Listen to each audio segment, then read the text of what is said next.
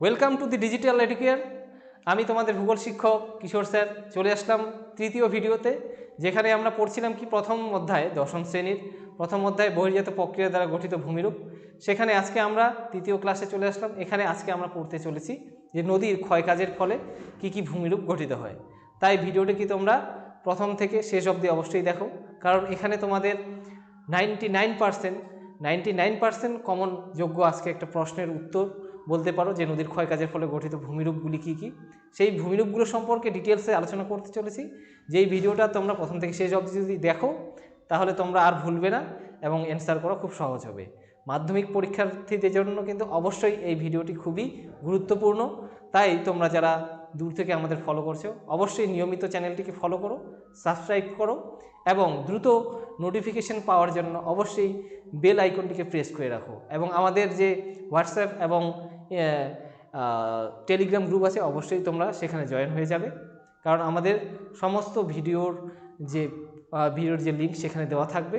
তোমরা সহজেই সেখান থেকে খুঁজে নিতে পারবে এবং আমাদের প্রত্যেকটা বিষয়ের জন্য আলাদা আলাদা প্লেলিস্ট আমাদের ইউটিউব প্লেলিস্টে পেয়ে যাবে। সেই প্লেলিস্ট থেকেও তোমরা কিন্তু অঙ্ক, বিজ্ঞান বিষয়ে এবং ভূগোল বিষয়ে এবং অন্যান্য বিষয়গুলো আমাদের ভিডিও নিয়মিত যেতে থাকবে। তো তোমরা নিয়মিত কিন্তু এই ভিডিওগুলোকে দেখতে থাকো এবং ফলো করতে থাকো। ঠিক আছে, তো আজকে আমরা শুরু করতে যাচ্ছি নদীর ক্ষয়কাজের ফলে গঠিত ভূমিরূপ। মূলত উচ্চ গতিতে ক্ষয়কাজের ফলে কী কী ভূমিরূপ গঠিত হয় সেই বিষয়গুলো। ঠিক আছে, তো চলো শুরু করি।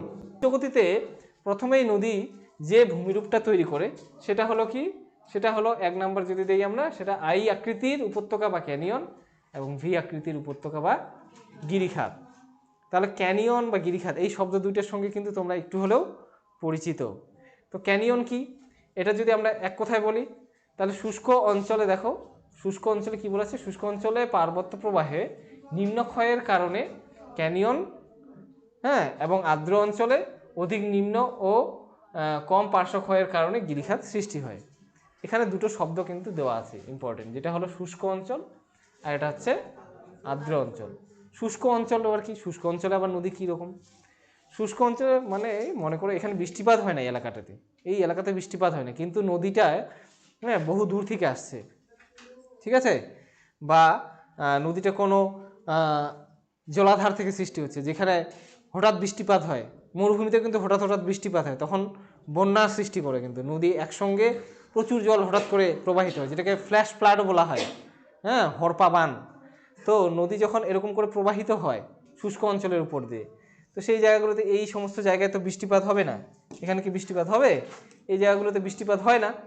দেখো নদীর পাড়গুলো একদম তীক্ষ্ণ খাড়া হয়ে দাঁড়িয়ে আছে না, এগুলো দেখো, এগুলো একদম খাড়া হয়ে দাঁড়িয়ে আছে, দেখো, তাই না? এগুলো একদম খাড়া না, একদম খাড়া ঢাল। দেখো আমাদের এদিকে কি এরকম নদী দেখা যায়? দেখা যায় না। নদীর পাড় এত খাড়া থাকেই না। কারণ কি, যখনই বৃষ্টি পড়বে তো এই পাড়গুলো ধসে ধসে পড়বে না, ভেঙে যাবে। তো তাই নদী যখন শুষ্ক অঞ্চলের উপর দিয়ে প্রবাহিত হয় তখন এর পাড়গুলো কিন্তু ধসে পড়ে না, তখন এই পাড়গুলো খাড়া হয়ে কি ইংরেজি আই আকৃতির, দেখো ইংরেজি আই অক্ষরের মতো, হ্যাঁ, কি বলে উপত্যকা তৈরি করে, যেটাকে বলা হচ্ছে কি, যেটাকে বলা হয় ক্যানিয়ন। এরকম খাড়া আই আকৃতির উপত্যকা বিশিষ্ট নদী খাতকে বা নদী উপত্যকাকে কি বলা হয়? ক্যানিয়ন, যেটা দেখতে ইংরেজি আই অক্ষরের মতো হয়। হলো, এবার গিরিখাত কি? এইটাই যদি এই ক্যানিয়নটাই যদি আর্দ্র অঞ্চলে তৈরি হয় তাহলে এর পাড়গুলোতে এত খাড়া থাকবে না, এর পাড়গুলো কি ধসে ধসে পড়বে। যেমন এখানে দেখো এর দুপারে নদীটা কিন্তু, এটা কিন্তু কোন নদী? এটা কিন্তু তিস্তা নদী আমাদের, চিনতে পারছো? এটা কিন্তু তিস্তা নদী। দেখো তিস্তা নদীর দুপাশ থেকে কীরকম করে আসছে, এদিকে এদিকে। তো এটা কীরকম, কী শেপ হলো? এটা ভি শেপ হলো না? তো ভি শেপ কেন তৈরি করছে? কারণ কি, কারণ এখানে বৃষ্টিপাত হয়, উত্তরবঙ্গে প্রচুর বৃষ্টিপাত হয় না? বর্ষাকাল খুব ভারী বৃষ্টি হয় এখানে। তো এই কারণে দুপাশ থেকে কিন্তু ধস নামে। দেখো এই যে পাহাড়ে এখানে বোঝাই যাচ্ছে, এগুলো থেকে ধস নামে, প্রতি বছর ধসের ঘটনা ঘটে। সিকিমের রাস্তা বন্ধ হয়ে যায়, এবার তো ভয়ঙ্কর বন্যা চলে আসলো, তাই না? সিকিমের রাস্তা বন্ধ হয়ে যায়, এমনিতেই প্রতি বছর বন্ধ হয়, এবার তো রাস্তাই উড়ে গেল, হ্যাঁ, হরপা বানে। তো এই কারণে এখানে কিন্তু নদী উপত্যকা এরকম খাড়া আই আকৃতির হয় না, এখানে কি হয়ে যায়, দুই দিকের পাড়গুলো আই আকৃতির ছিল, কিন্তু প্রতি বছর ধস নামতে নামতে আই থেকে কি আকৃতির হয়ে যায়, আই থেকে ভি আকৃতির হয়ে যায়, যেটাকে তাহলে তখন কি বলতে হবে, গিরিখাত। সমভূমিতে এরকম দেখা যায়, এরকম খাড়া পাড় দেখা যায়, দেখো এগুলো কোথায় দেখা যাচ্ছে, পার্বত্য অঞ্চলে দেখা যাচ্ছে। তো পার্বত্য অঞ্চলেই কিন্তু গিরিখাত আর ক্যানিয়ন দেখা যাবে, সমভূমি অঞ্চলে দেখা যাবে না। ঠিক আছে, ক্লিয়ার? হ্যাঁ, এরপরে কি আছে দেখি, এরপরে কি আছে, এরপরে আছে দেখো 2 নাম্বার ভূমিরূপ। উচ্চ গতিতে 2 নাম্বার আর কি তৈরি হচ্ছে এখানে, 2 নাম্বার হলো জলপ্রপাত তৈরি হচ্ছে। ঠিক আছে, উচ্চ গতিতে দেখো জলপ্রপাত, জলপ্রপাত, জল যখন উপর থেকে নিচে পড়ছে, কি বলা আছে, নদী তার প্রবাহ পথে এক লাফে অনেকটা উপর থেকে নিচে পড়লে, অনেক উপর থেকে নদী এক লাফে নিচে পড়লো, মানে নদী প্রবাহিত হচ্ছিল সমান প্রবাহিত হচ্ছিল, সমান জায়গা দিয়ে যাচ্ছিল, মানে সমান বলতে কি একটু ঢালু অবশ্যই থাকবে, না হলে তো প্রবাহিত হবে না, ঢাল দিয়ে প্রবাহিত হচ্ছিল, হতে হতে হঠাৎ করে পাহাড় থেকে নিচে পড়তে হচ্ছে। ঠিক আছে, তখন কি হবে, তখনই তৈরি হবে জলপ্রপাত। দেখো এই যে এই ছবিগুলো দেখো, কত উপর থেকে নদী নিচে পড়ছে না, তখনই এটা কি তৈরি করছে, জলপ্রপাত। ঠিক আছে, যেমন উদাহরণ হলো দক্ষিণ আমেরিকার সাল্টো অ্যাঞ্জেল জলপ্রপাত। এই জলপ্রপাতটা কি পৃথিবীর উচ্চতম জলপ্রপাত, পৃথিবীর উচ্চতম কিন্তু, হ্যাঁ উচ্চতম জলপ্রপাত সাল্টো অ্যাঞ্জেল। এই যে ছবি তোমরা নিচেই দেখতে পাচ্ছ, কত উপর থেকে পড়ছে, ছবিটা দেখা পাচ্ছ। ঠিক আছে, এটা পৃথিবীর কি জলপ্রপাত, এটা উচ্চতম জলপ্রপাত। এবার তার পাশেই দেখো আরেকটা ছবি দেখানো আছে, এই ছবিটা কি, এই ছবিটা হলো ভারতের উচ্চতম জলপ্রপাতের ছবি, যেটা আছে কোন রাজ্যে, কর্ণাটক রাজ্যে আছে। কোন নদীর উপর, ভারাহি নদীর উপর। এই কর্ণাটকের ভারাহি নদীর উপর আছে যে জলপ্রপাত, কোন নদী, ভারাহি নদী। ঠিক আছে, এই জলপ্রপাতটার নাম কি, এই জলপ্রপাতটার নাম কি, কুঞ্চিকল জলপ্রপাত। এর নাম হলো কি, কুঞ্চিকল, হ্যাঁ কুঞ্চিকল জলপ্রপাত, এটা ভারতের উচ্চতম জলপ্রপাত। ঠিক আছে, এরপরে দেখো এই জলপ্রপাতটা ছবিটাই এখানে 2Dতে দেওয়া আছে, যেটা তোমরা আঁকতে পারবে কিন্তু। ঠিক আছে, পরীক্ষার খাতায় বা যখন তোমরা জলপ্রপাতের সংজ্ঞা লিখবে তখন কিন্তু এই ছবিটা এঁকে দিতে হবে। ঠিক আছে, বুঝে যাচ্ছি। তারপরে দেখো কি আছে, এটা কিভাবে তৈরি হচ্ছে, এই যে নদীটা প্রবাহিত হচ্ছিল উপর থেকে, হ্যাঁ জল একসঙ্গে কি করছে, অনেকটা উপর থেকে নিচে লাফিয়ে পড়ছে, এই যে উপর থেকে নিচে লাফিয়ে পড়ছে, এখান থেকে পড়ে তারপরে আবার এখানে কিন্তু নদী হিসাবে প্রবাহিত হচ্ছে। মনে করো পাহাড় থেকে ল্যান্ডিং করলো সমভূমিতে, বা অনেকটা উঁচু জায়গা থেকে নিচে ল্যান্ডিং করলো, এটাই হলো কি জলপ্রপাত। তাহলে এর সঙ্গে প্রশ্ন কি থাকে, জলপ্রপাত কাকে বলতে থাকে, তার সঙ্গে থাকে যে ভারতের উচ্চতম জলপ্রপাত, পৃথিবীর উচ্চতম জলপ্রপাত কোন নদীর উপরে আছে এবং কোন রাজ্যের মধ্যে আছে। ঠিক আছে, তাহলে ভারতের উচ্চতম জলপ্রপাত আছে কোথায়, কর্ণাটকে ভারাহি নদীর উপর, নাম কি, কুঞ্চিকল জলপ্রপাত। হয়ে গেল।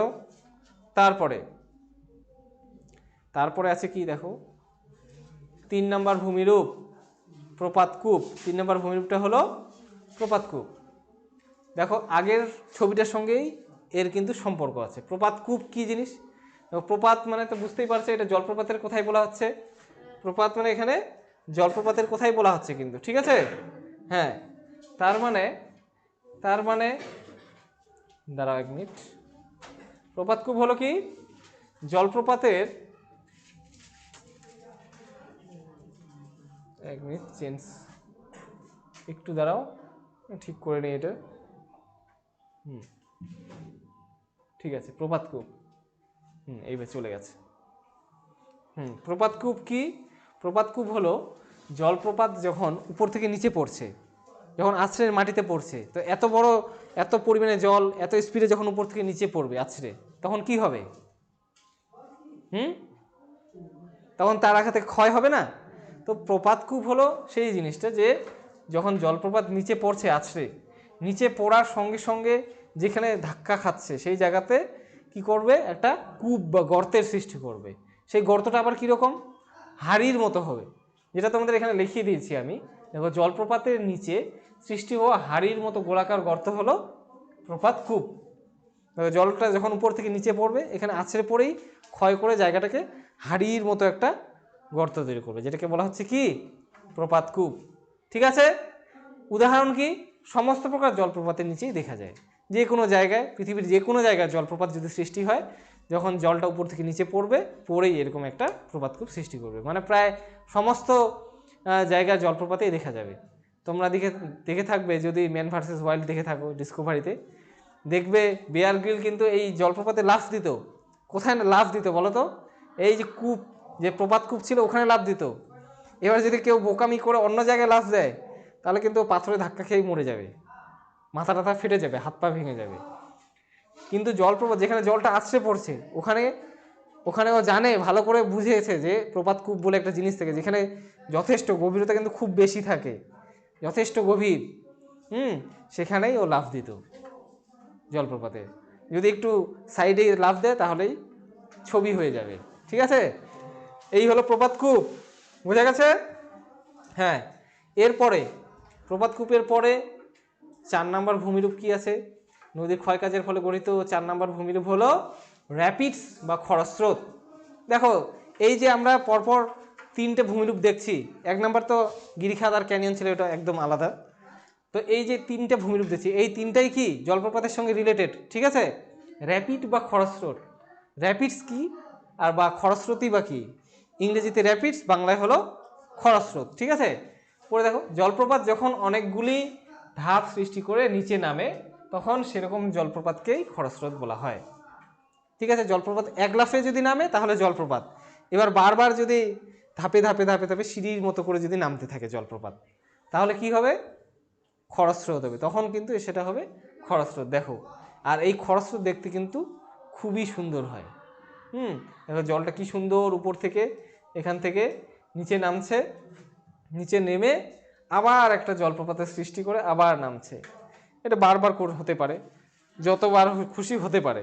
ঠিক আছে, সেই জায়গাটার উপর নির্ভর করবে। যেমন এই পাশের ছবিতে অসংখ্যবার এরকম খরস্রোত সৃষ্টি করে নামছে, কিন্তু এই খরস্রোত দেখতে কিন্তু খুবই সুন্দর হয়। ঠিক আছে, জলপ্রপাতেই যখন মনে করো যে এখানে কি একসঙ্গে 2-3টে জলপ্রপাত একসঙ্গে অ্যাটাচ হয়ে গেছে, ওইটাই হচ্ছে কি খরস্রোত। খুব ইজি। ঠিক আছে, এরপরে দেখো, এরপরে কি আছে? 5 নাম্বার ভূমিরূপ হলো মন্থকূপ। এটাও কিন্তু কিসের ফলে সৃষ্টি হচ্ছে? এটাও নদীর ক্ষয়কাজের ফলেই সৃষ্টি হচ্ছে। আমরাও কিন্তু নদীর ক্ষয়জাত ভূমিরূপগুলোই পড়ছি। দেখো, এখানে তোমাদের একটা পরিচিত ছবিও আছে। দেখো, আমি একটু সরে যাচ্ছি। এই ছবিটা কি পরিচিত? এটা কোথাকার ছবি? রাস্তায় দেখা যায়, তাই না? এটার সঙ্গে এটার মিল আছে কিনা? তো রাস্তার সঙ্গে নদীরও মিল আছে। দেখো, এই যে কূপ, গর্ত গর্ত গর্ত তৈরি হয়েছে, নদীতেও এরকম গর্ত গর্ত তৈরি হয়ে যায়। ঠিক আছে, এটা কিন্তু রাস্তায় দেখা যায়, যেটাকে বলা হয় পথ হোলস। হ্যাঁ, আর মন্থকূপকেও কিন্তু ইংরেজিতে পট হোলস বলা হয়, কিন্তু এটা নদীতে দেখা যায়। ঠিক আছে, কিভাবে? দেখো, পার্বত্য প্রবাহে নদী খাতে আটকে পড়া শিলাখণ্ডকে কেন্দ্র করে জলঘূর্ণির সৃষ্টি হলে যে গোলাকার গর্তে দেখা যায়, তাকে বলা হয় মন্থকূপ। যখন পার্বত্য অঞ্চলে নদী প্রবাহিত হচ্ছে, নদীর সঙ্গে সঙ্গে কি বিভিন্ন সাইজের কিন্তু পাথরে প্রবাহিত হয়। কারণ প্রথমেই বলেছি আমি, ক্ষয় প্রক্রিয়ার ওখানে বললাম না? তো এবার ওই পাথরগুলো সবসময় কিন্তু গড়িয়ে যাবে এমন নয়। হয়তো কোনো একটা শিলা এখানে আটকে গেল, এখানে একটা এত বড় শিলা ছিল না, আগে ছিল কীরকম, একটা ছোট শিলা এখানে ছিল, হ্যাঁ, আটকে পড়ছে ধরনের একটা শিলা এখানে। প্রত্যেকটা জায়গায় যেখানে যেখানে তোমরা গর্ত দেখতে পাচ্ছ, প্রত্যেকটা জায়গায় এখানে কি ছিল, এখানে একটা করে কিন্তু শিলা আটকে পড়েছিল। ঠিক আছে, এই প্রত্যেকটা গর্তেই একটা করে শিলা আটকে পড়ছিল। এবার নদীর প্রবাহপথে যদি এরকম করে শিলা আটকে যায়, জলটা কি করবে? ওই শিলাটাতে ধাক্কা খাবে। এবার জলের নিয়ম হচ্ছে কি, যখনই কোনো বস্তুতে বাধা পাবে না, তখন কি করবে? ওই বস্তুটাকে ধাক্কা খেয়ে বাধা পেয়ে ওখানে ঘূর্ণি সৃষ্টি করবে, ওই বস্তুটা চারদিকে ঘুরতে থাকবে। এবার ঘুরতে যদি থাকে তাহলে কি হবে? ওই জায়গাটায় বেশি ক্ষয় হবে না? ওই জায়গাটা ঘুরতে ঘুরতে ঘুরতে ঘুরতে একবারে এরকম করে গর্তের সৃষ্টি করে। যেই গর্তগুলোকে কি বলা হয়? মন্থকূপ বলা হয়। এগুলো কিন্তু একসময় জলের নিচে থাকে, যখন পরবর্তীকালে অন্য সিজনে জল শুকিয়ে যায় বা কমে যায়, তখন কিন্তু এগুলো এরকম করে দেখা যায়। ঠিক আছে, দেখো আস্তে আস্তে এগুলো কিন্তু ভেঙেও পড়বে। তারপর আবার কিন্তু নদীটা কি হয়ে গেল, তাহলে ডিপ হয়ে গেল, নিম্নক্ষয় করে কিন্তু নিচে বসে গেল। এই কাজগুলো কিন্তু করতেই থাকবে, ক্ষয় করে করে জায়গাটাকে নিচু করতেই থাকবে। আর এটাই নদীর ইচ্ছা, যে পৃথিবীটাকে ক্ষয় করে সমান বানিয়ে দেবে। বুঝছো? একবারে সমান করে দেবে, সমুদ্র আর পাহাড় সমান করে দেবে, যেটাকে বলা হয় কি সমতলীকরণ, পর্যায়ন। প্রথম দিনে বলেছিলাম নদীর এটাই চেষ্টা করে, হ্যাঁ, এক জায়গায় ক্ষয় করবে আর এক জায়গায় যে জায়গাটা নিচা, অর্থাৎ সমুদ্রের পার্শ্ববর্তী অঞ্চল, সমভূমি অঞ্চল, বদ্বীপ অঞ্চলে সঞ্চয় করবে। এই যে বালি নুড়িগুলো কোথায় নিয়ে যাবে? এগুলো তো নিয়ে যেতে হবে, নাহলে তো জায়গাটা নিচা হবে না। তাহলে এই জায়গাটা নিচা হলো, আর নিচু জায়গায় গিয়ে এগুলো জমা করলো, তাহলে ওই জায়গাটা উঁচা হয়ে গেল। দুইটা একসময় কী হয়ে যাবে? লেভেল হয়ে যাবে। সেই জিনিসটাকে লেভেল করা জিনিসটাকেই বলা হচ্ছে কি পর্যায়ন, যেটাকে সমতলীকরণও বলা হয়। ঠিক আছে, ক্লিয়ার? উদাহরণ কি কোথায় দেখা যাবে? হিমালয়ের নদীসমূহে এরূপ মন্থকূপ দেখা যায়। হিমালয় থেকে যে সমস্ত নদী নামছে, হিমালয় অঞ্চলে, হিমালয় অর্থাৎ পার্বত্য অঞ্চলে গেলে পরে প্রায় সমস্ত নদীতেই এরকম গোল গোল গোল গোল গর্ত বা মন্থকূপ দেখা যাবে। ঠিক আছে, হয়ে গেল। এবারে দেখি, হ্যাঁ, এবারে কি আছে? এবারে দেখো আছে নদীর ক্ষয়জাত ভূমিরূপ উচ্চ গতিতে 6 নাম্বার, এবং এটা লাস্ট ভূমিরূপ। দেখো আজকের 6 নাম্বারে আছে কি? শৃঙ্খলিত শৈলশিরা। শৃঙ্খল মানে কি? শৃঙ্খলিত মানে মানে খুব সুন্দরভাবে, শৃঙ্খলিতভাবে মানে সাজিয়ে গুছিয়ে। ঠিক আছে, এখানে কি বলা আছে? পার্বত্য অঞ্চলে নদী সংলগ্ন শৈলশিরাগুলিকে এড়িয়ে এঁকে বেঁকে প্রবাহিত হয়। নদী কি করে? সংলগ্ন যে শৈলশিরাগুলো আছে, এই যে নদী দেখো এদিকে আসছে না? এই পথ দিয়ে কিন্তু নদী আসছে তো এই শৈলশিরাগুলোকে, তো নদী যেদিকে আসছে তার সঙ্গে সঙ্গে পাহাড়ও নেমে আসছে দুদিক থেকে।